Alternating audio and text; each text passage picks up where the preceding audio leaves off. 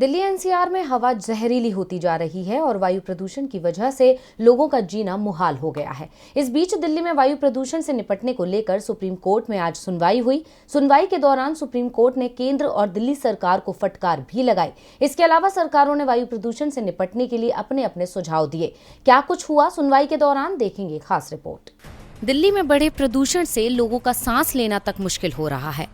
आंखों में जलन, गले में खराश और सांसों में दिक्कत जैसी समस्याओं का सामना बड़ी आबादी कर रही है, जिसको लेकर सुप्रीम कोर्ट में आज फिर सुनवाई हुई और कोर्ट ने इन हालात पर अपनी नाराजगी जताते हुए केंद्र और दिल्ली सरकार को जमकर फटकार लगाई।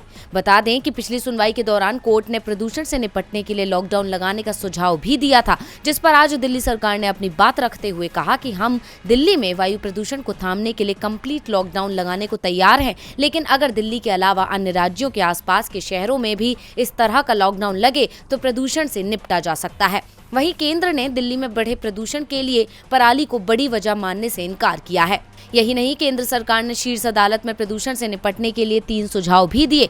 केंद्र सरकार ने कहा कि ऑड इवन स्कीम दिल्ली में ट्रकों की एंट्री से एयर पोल्यूशन को कम किया जा सकता है।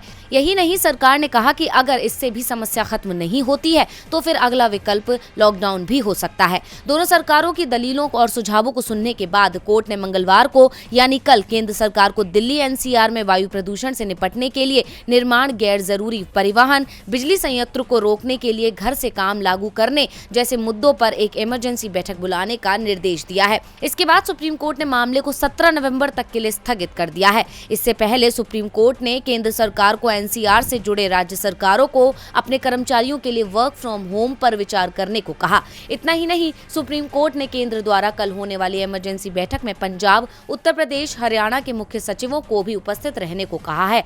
अब देखना होगा कि इस दमघोंटू हवा से जनता को बचाने के लिए सरकार क्या ठोस कदम उठाती है। टीवी लाइव की रिपोर्ट।